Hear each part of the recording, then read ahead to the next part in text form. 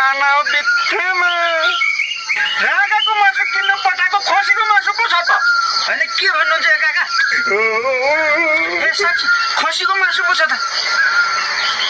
कसरी भयो यस्तो ए थाहा भयो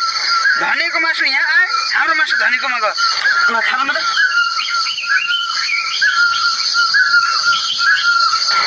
ल्याउनु म लिएर आउँछु है ल हतार मार्दा छिरछिर जा के गर्नु 4 चौटा मासु खायो पेटमा त उही 2 चौटा मात्रै पुग्छ 2 चौटा त दाँतमै हराउँछ भने ओ काका कहाँ थुक्नु भा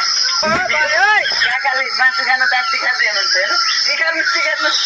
अचान्न मासु खायो अहिले दाँत अड्क्याएर त कोट्याएर बसिरहेको ए भनेपछि मासु बजाइसक्नु भयो खायो मजाले बजायो दसैँको बेला फुलपातीमा दिनदेखि नखाएको